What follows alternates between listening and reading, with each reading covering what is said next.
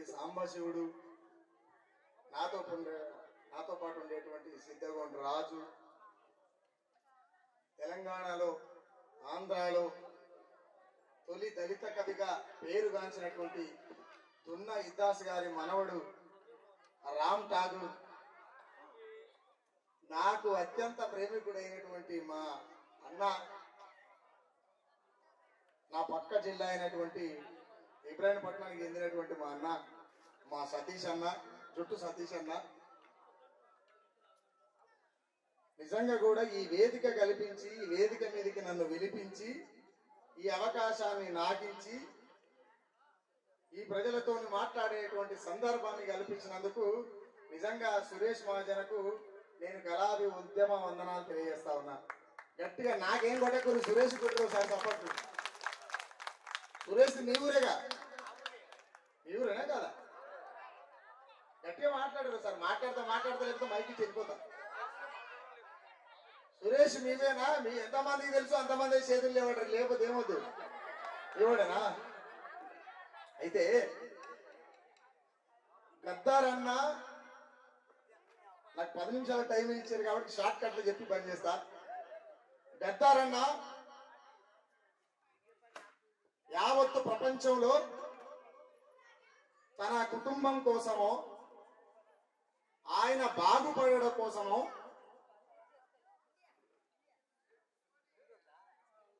ఆయన బాగు కోసమో, ఆయన కుటుంబ స్వలాభం కోసమో ఏ రోజు కూడా ఆయన పాట వాడలే.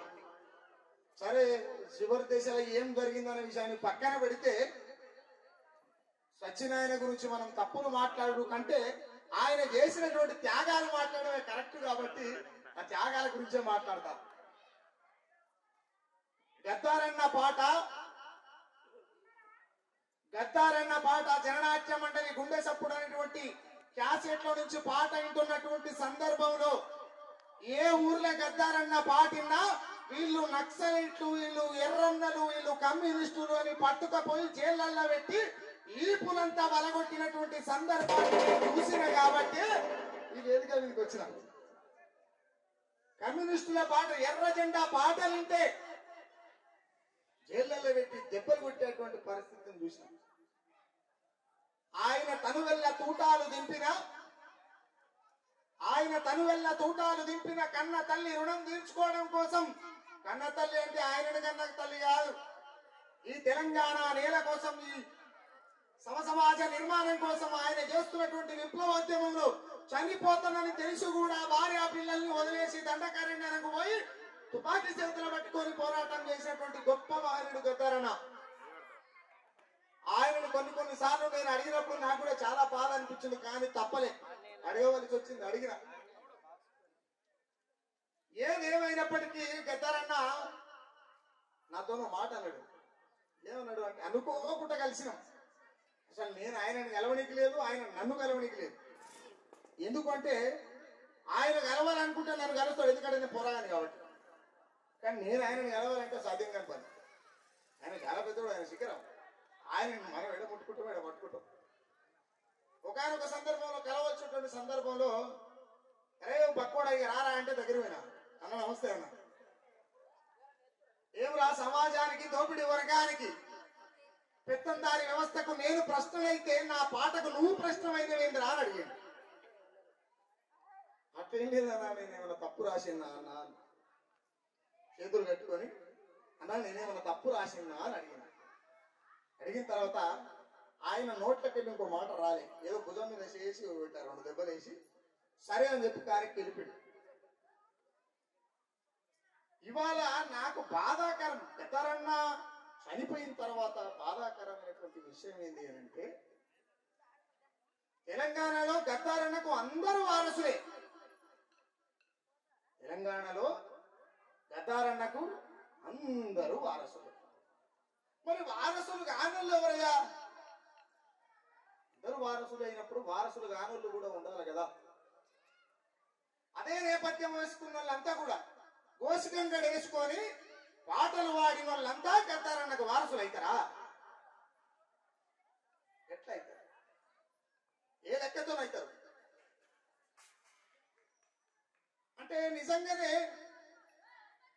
పాట వాడిన వాళ్ళంతా కూడా ప్రజాకవులే అనుకుంటే అది భ్రమనే. ఎర్ర జెండా పట్టుకున్న వాళ్ళంతా కమ్యూనిస్టులు అనుకుంటే అది భ్రమనే అని చెప్పి నేను ఖచ్చితంగా చెప్పగలుగుతాను. ఏమన్నా కానీ ఇది మాత్రం నేను చచ్చేదాకా చెప్తా. ఎందుకు నేను ఈ మాట చెప్తున్నంటే, పాట వాడినోడల్లా మేము ప్రజాకవులామంటే ఎట్టుల్లా,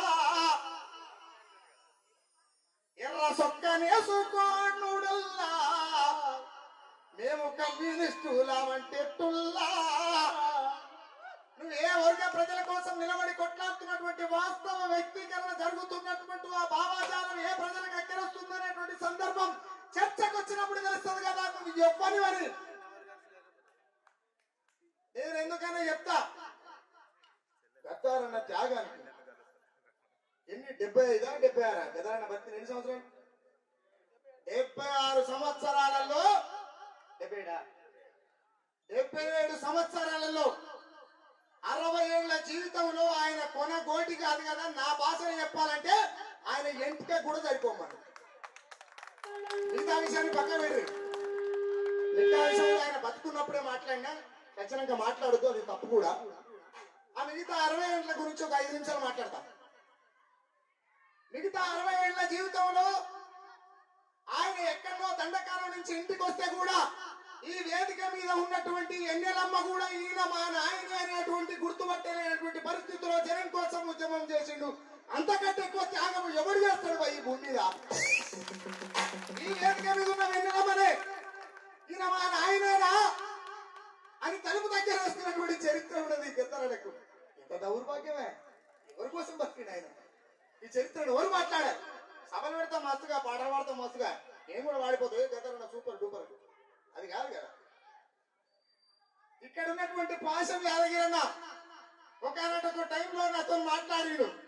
ఇద్దరు కలిసి ఒక ప్రోగ్రామ్ పోయినా, నాకు ఇంకా గుర్తుంది, అన్న గుర్తుందో లేదు నాకు తెలియదు. ఏదేమైనా సరే నువ్వు గద్దారన్న మీద పాట రాసేది లేకుండా అన్నాడు.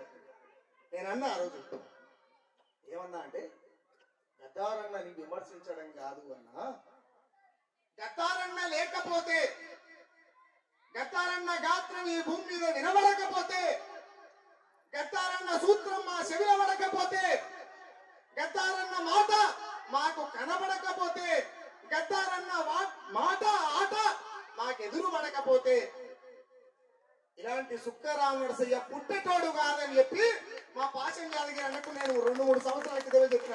గద్దారన్న బతికినప్పుడు చెప్పిన మాట. బహుశా మా అన్నకి ఇప్పుడు గుర్తు రావచ్చు. ఎప్పుడు చెప్పిండో, ఏడ చెప్పిండో, ఏ కార్లో పోతుండో చెప్పినా. నేను ఎందుకు ఈ మాట అంటున్నంటే, సింపుల్ గా చెప్పిన, పాట వాడిన వాళ్ళ ప్రజాకవులు కాదు, కోచం కూడా వేసుకుంటే ఇంకేదో కానీ ఏమంటారు ఎర్రంగా వేసుకుంటే కమ్యూనిస్టులుగా.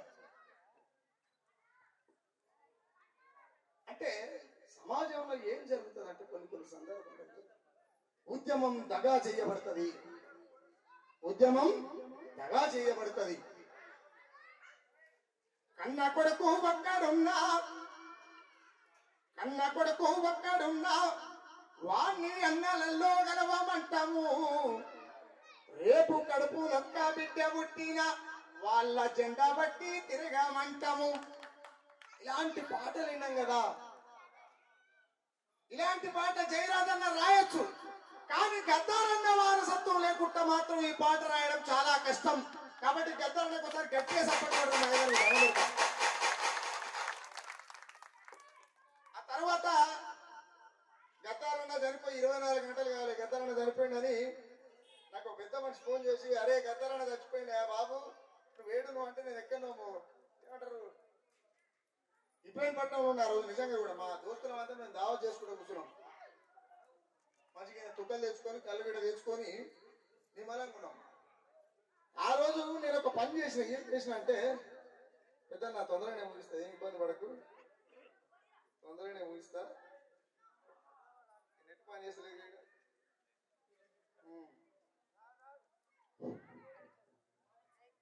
జనం గుండెలా సప్పుడు డప్పుకు నిప్పుల సగలై మోగిన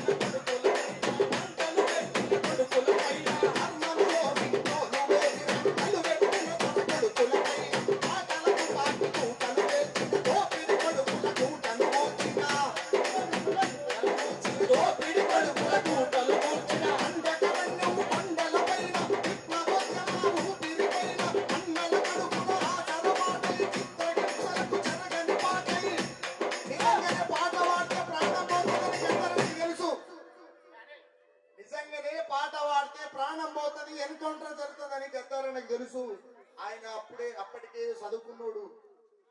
ఆయనకు తెలుసు ఎన్కౌంటర్ జరుగుతుంది, నన్ను చంపుతారన్న విషయం ఆయనకు క్లారిటీ తెలుసు. ప్రాణం పోయిన పర్వాలేదని పక్కనే మాట, ప్రాణం పోయిన పర్వాలేదని పక్కనే మాట, ప్రాణం పోయిన పర్వాలేదని పక్కనే మాట. ఆ విష్ణు కొడుకును పుట్టకు వింటను అన్న కల్పన నూట. సలామో సలామో మా గంటారన్నకు సలామో, సలామో సలామో మా గంటారన్నకు సలామో, సలామో సలామో మా గంటారన్నకు సలామో, సలామో సలామో మా గంటారన్నకు సలామో. మాటల తండ్రి పుడమి పైన పుట్టకొద్దు వెలగన్నడుగా, ఎవరు వాడకరే. మాటల తండ్రి పుడమి పైన పుట్టకొద్దు వెలగన్నడుగా, చెల్కంగల్ పరిచమని నాదమై భూసాముల భూసాల ధన్యనుగా. అలానితో పెన్నాలను ఎదిరించినాడు అన్నల గాత్రముగా. ఎకల్ చంద్రమణిలో వచ్చిన నెత్తుటి గురుతులు తానేగా. తరాలు మారిన మరుపులోని స్వరమై నిలిచినడే అన్నా, తరాలు మారిన మరుపులోని స్వరమై నిలిచినడే అన్నా, తరాలు మారిన నాట్యమండలి చివం కోటల ఎంగు సైననన్నా. సలామో సలామో మా గంటారన్నకు సలామో, సలామో సలామో మా గంటారన్నకు సలామో. జగది తల్లి అనగారిన ప్రజల మావోయిస్టు పోరాటాలు, మావోయిస్టు పోరాటాలు, మావోయిస్టు పోరాటాలు.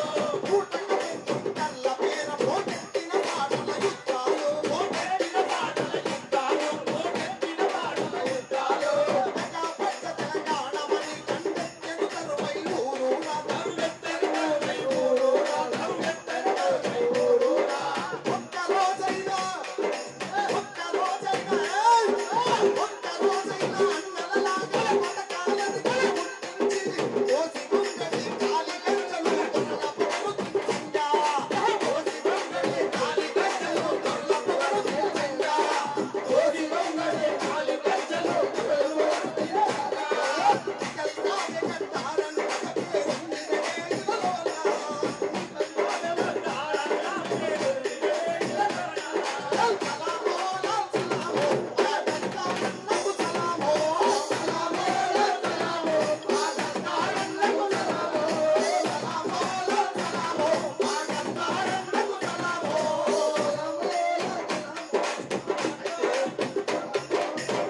సురేష్ అన్న, ఒక 2 నిమిషాలు టైం ఇయ్యి.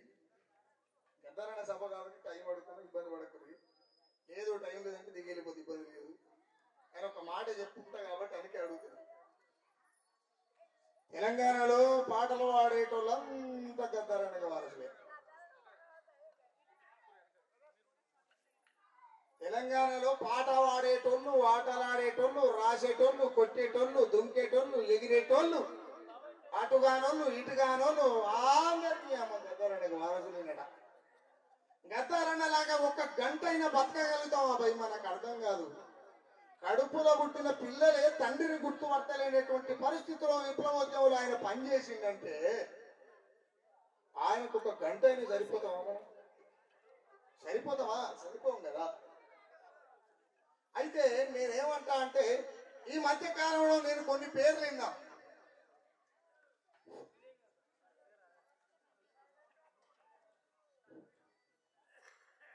ఈ మధ్య కాలంలో నేను కొన్ని పేర్లు విన్నా. ఈ మాట ఈ 2 నిమిషాల టైం ఎందుకు అడిగినంటే, ఈ మాట ఈ 2 నిమిషాల టైంని మహాజన సురేష్ని ఎందుకు అడిగినా అంటే, ఈ మధ్య కాలంలో నేను కొన్ని పేర్లు విన్నా. నాకు టైం దొరకడం లేదు, నా పని మీద నేనే ఉంటా. ఈ మధ్య కాలంలో యుద్ధం ఎవరి కోసం అని ఒక సినిమా తీస్తా ఉన్నా. అందులో నక్సలైట్ ఉంటారు, పాలకులు ఉంటారు, ప్రజలు ఉంటారు, పోలీసు వాళ్ళు ఉంటారు. మరి అందరి ప్రజల కోసమే అయినప్పుడు ఈ ఎన్కౌంటర్లు ఎందుకు జరుగుతున్నాయి భయ్? నాకు అర్థం కాదు. ఏదో పిచ్చుకోసం అందరు ప్రజల కోసమే అంటారు. పాలకులు ప్రజల కోసమే, రక్షక భటులు ప్రజల కోసమే, నక్సలైట్లు ప్రజల కోసమే, ప్రజలు ప్రజల కోసం. మరి యుద్ధం ఎందుకు? ఈ పూటకి ఎన్కౌంటర్లు ఎందుకు? అసలు ఈ ఎన్కౌంటర్లు ఎందుకు రా భయ్? నాకు అర్థం కాదు. అందుకనే యుద్ధం ఎవరి కోసం అని ఒక సినిమా తీస్తున్నాను.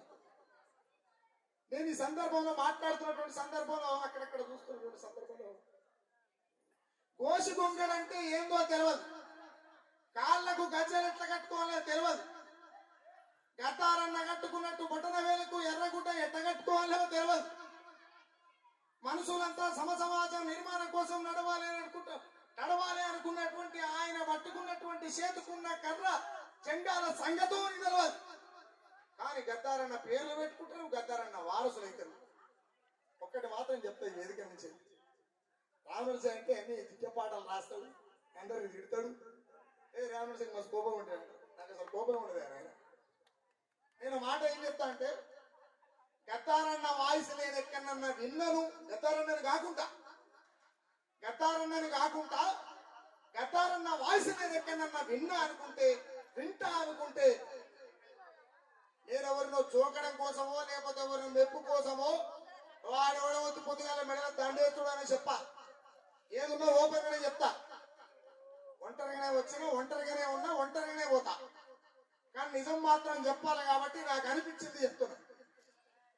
విరాట పర్వం సినిమా చూడలేదు, ఆ సినిమా అంతా తప్పు ఉన్నది కాబట్టి చూడలేదు, అదంతా తప్పు, నక్సలైట్లను తప్పుగా చూపించారు. ఇక జీవితకాలం కూడా సినిమా చూడలేదు. అంటే నా వయసుకు ఎవడో ఎక్కడెక్కడ మాట్లాడుతుంది అనుకుండొచ్చు, కానీ మాట్లాడే సందర్భం వస్తే చరిత్రనే మాట్లాడాలనుకుంటే కొమ్ములు తిరిగిన మొగోడు వచ్చినా సరే మాట్లాడతా. ఎందుకు మాట్లాడతా, ఎట్లా మాట్లాడతా అనేది కొన్ని లెక్కలు ఉంటే ఆ లెక్కలు చెప్పనీకి లేదు కాబట్టి చెప్పా.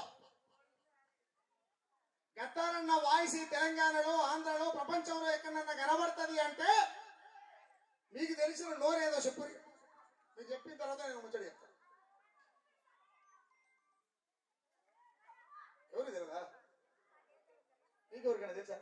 తెలవడు కదా వాడోడే. ఈ దేశంలో ప్రజాయుద్ధ నౌక గద్దారన్న తర్వాత నిజంగా ఆ గొంతు, ఆ గాంభీర్యం, ఆ తత్వం, ఆ వరబడి కనబడుతుంది అంటే దట్ ఈస్ ఏపూరి సోమన్న. ఎందుకు నేను ఈ మాట చెప్తున్నా, ప్రశ్న విషయానికి వస్తే పంచాయత్, ప్రజల విషయానికి వస్తే పంచాయత్, దాంట్లో డౌటే లేదు. కానీ వాస్తవం మాట్లాడవలసినటువంటి సందర్భం వస్తే గద్దారన్న తర్వాత గద్దారన్నలాగా వాడేది ఏపూరి సోమన్న మాత్రమే. అదే గోచుగుండెడు వేసుకొని పల్లె పల్లె తిరిగిన సోమన్న ఇవాళ అదే గద్దారన్న పేరు పెట్టుకున్నటువంటి కాసాల నర్సిరెడ్డి మా గద్దారన్న లేక గోసి పెట్టుకొని బరిబత్తల ఓ గొంగడు వేసుకొని తిరగగలుగుతావా? అది సోమన్నకు మాత్రమే సాధ్యమవుతుంది. ఆ తర్వాత ఆ వారసత్వాన్ని ఏమైనా కొనసాగించాలనుకుంటే ఇలా సభ పెట్టి ఆయన ఉన్నాడు కదా, ఆయన ఇలా సభ పెట్టి ఆయన ఉన్నాడు కదా సురేష్ మహాజన, ఆయనకు సాధ్యం అవుతుంది. చిన్నగా బాగుతుండిగా, చిన్నగా బాగుడు కాదు, గట్టిగానే బాగు. గద్దారన్న వారసుడు అంటే ఆపేటోడు ఉన్నాడు, అడిగేటోడు ఉన్నాడు.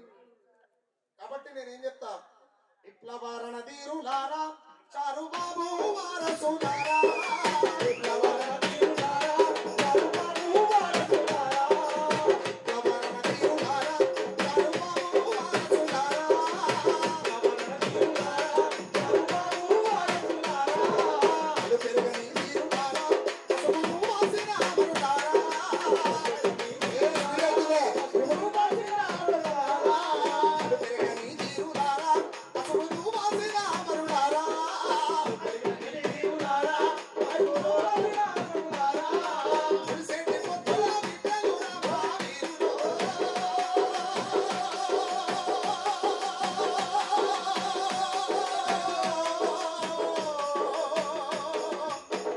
కై నడిసిన ఉద్యమ బాటలు బిడ్డెనో చల్ విప్లవారణ తీరులారా, చారు బాబు వారసులారా, విప్లవారణ తీరులారా, చారు బాబు వారసులారా, బాయి నిడిసి ఆయుధాన్ని ఎత్తి పట్టిండు, బాయి నిడిసి ఆయుధాన్ని ఎత్తి పట్టిండు, చల్ బాయి నిడిసి ఆయుధాన్ని ఎత్తి పట్టిండు, బాయి నిడిసి ఆయుధాన్ని ఎత్తి పట్టిండు,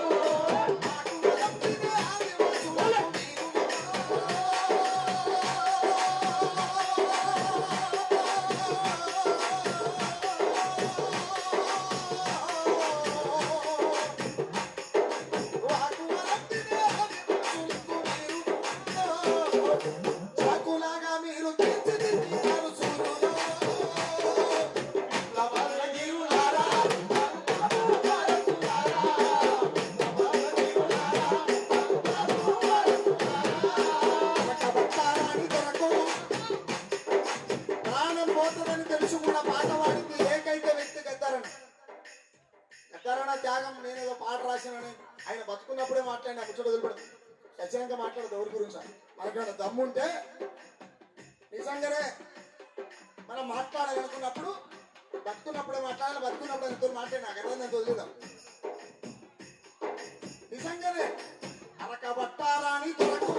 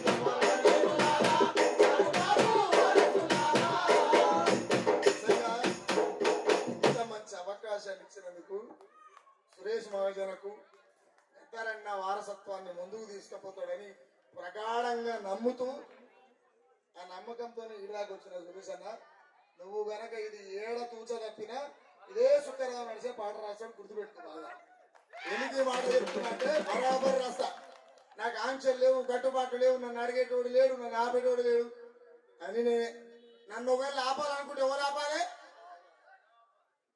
నన్ను ఆపాలనుకుంటే నా పిల్లలే ఆపాలి నన్ను ఆపడం లేడు భూమిగా అలాంటి నా భార్య కూడా నిజం మాట్లాడుకోను ఆయన సత్యం ఒకనాడు అని చెప్పి మాట్లాడుతుంది కాబట్టి నిజంగా కూడా నేను సత్యదాకా కూడా జనం ఏమంటే ఉంటా జనం పాటలు ఏమిటి అవకాశం ఇచ్చేందుకు ధన్యవాదాలు.